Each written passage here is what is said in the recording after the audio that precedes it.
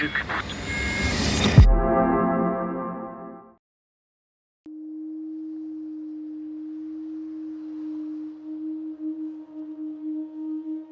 are wondering what is happening to the world. Everything is changing.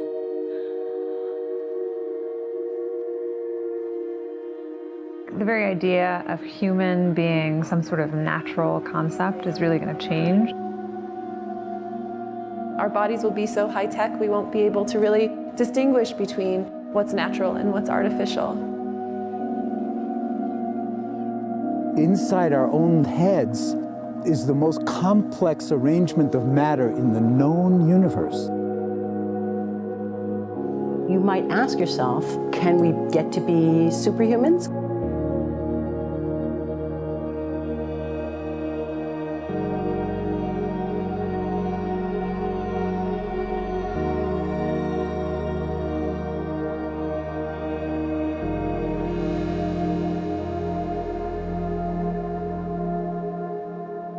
The original Industrial Revolution was driven by the discovery that you could use steam engines to do all kinds of interesting things.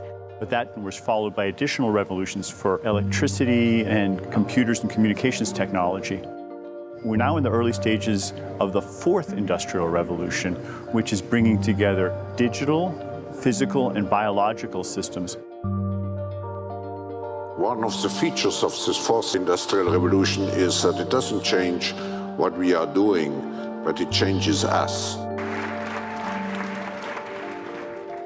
With the ability to visualize brain activity, for example, through a simple consumer-based EEG device, it gives us access to ourselves in ways that we've never before thought possible. It unlocks the black box that is the brain and enables us to really, truly be able to realize an identity that is aspirational. There's now a scientific foundation for the effects of mindfulness on the brain, on the genome, on biological aging. And when the human mind does know itself, then you get the potential for a new renaissance that restructures itself in terms of our relationship to life, our relationship to the planet, our relationship to work.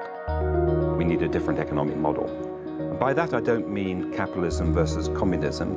What I'm talking about is a shift in the system along the lines of the two big changes that happened in the 20th century, Keynesianism, with a much greater focus on health and education and the role of government working with business, and then a reaction against that in late century to neoliberalism, where the focus was on free markets, freedom of the individual, and getting governments out of the way. We need a shift to a new system that will allow us to meet the basic needs of every human on the planet, that will live within planetary means, that will be fairer, and that will be focused as its key goal, not on growth per se, but on maximizing human well-being. And history tells us that a values shift is triggered by creation of a new story about how we want to live. I see the circular economy as something which fits very closely with mankind's goal to be innovative and creative and to always progress. We can use asset tracking, we can use IT, we can use 3D printing to enable this different economic model to recover materials, feed them back into the economy, and really to decouple growth from the resource constraints we have.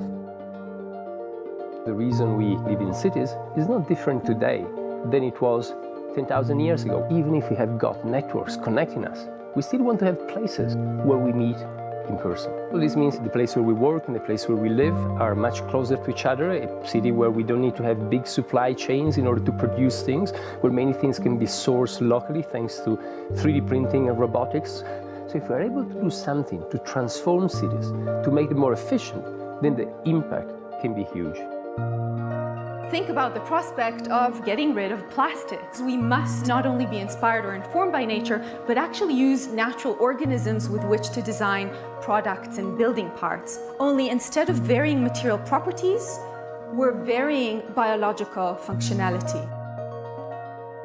Design is critical today because it's the first signal of human intention. So the question of adding quality to quantity, it isn't a matter of simply circulating things that are potentially toxic.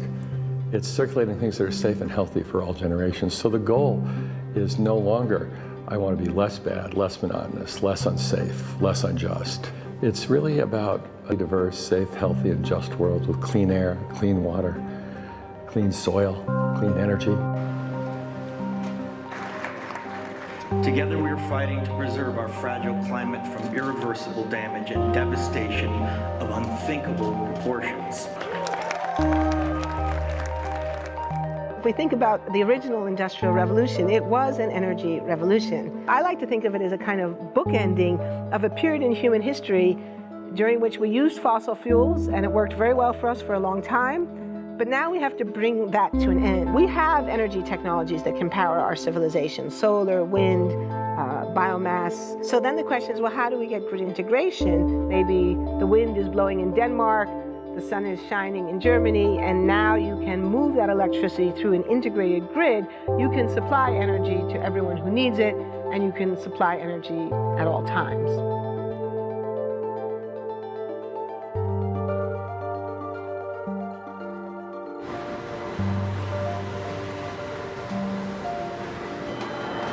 Walking around, you do see different stuff as far as like the body marriage line. They use a lot of things that help them lift up and move things to the car. You just sit there and, program something, and it has its own set mind to go ahead and do everything. And then as humans, we just come in and take the extra step to help the technology. It's not the cure-all for everything. There's definitely a lot of things where people perform the operation better, but certainly for the right applications, robotics are a huge improvement to the process. The prediction of 5 million jobs lost by 2020 to technology is serious, but it's not the main question. Construction, manufacturing, services, public health and education, these industries will still exist. The main question is, what will be the future of work? How will we define work? How will we share the wealth? From the viewpoint of the labor or jobs, now we really need new education or new training.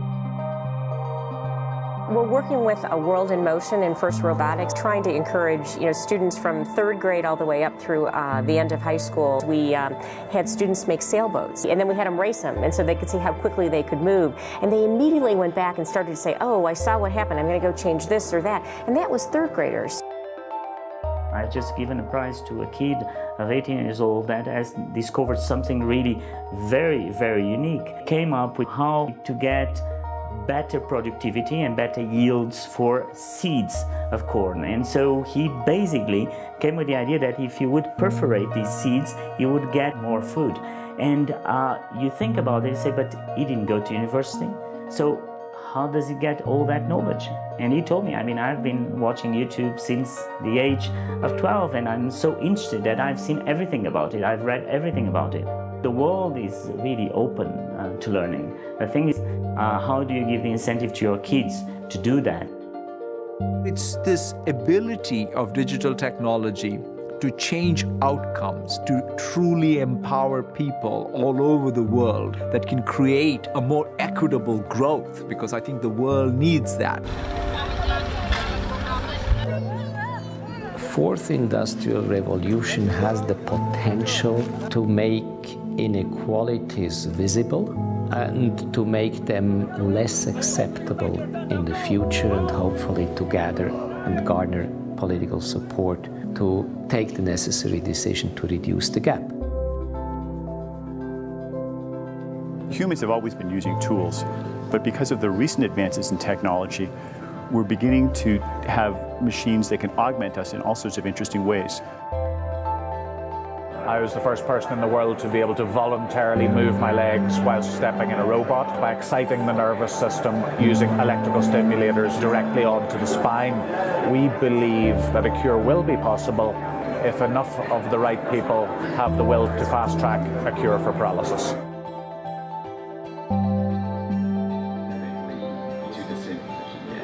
We take two things from the patient. First, we take a three-dimensional X-ray, and we extract the three-dimensional data out of that so we can make a perfectly shaped puzzle piece. And then we also take a sample of fat tissue from the patient so that we can extract the stem cells out of those.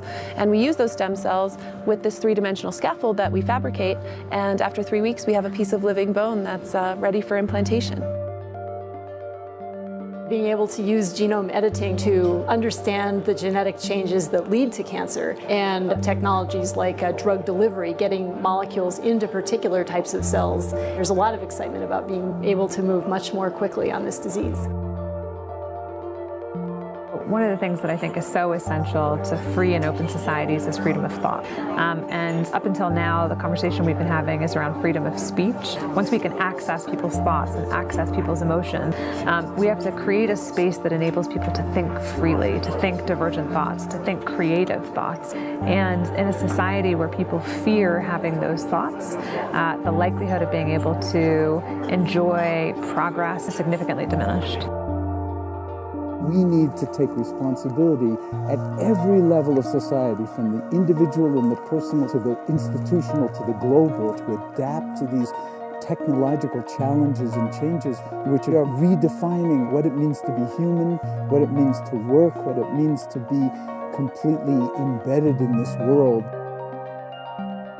People always ask me if I'm an optimist or a pessimist.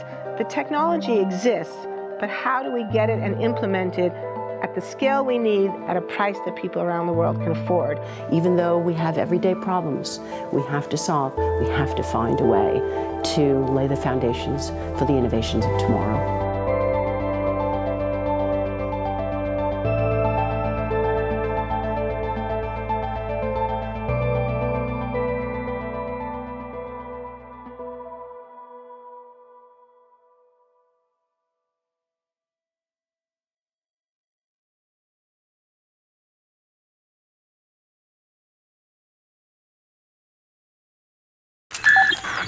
Ubiquitous.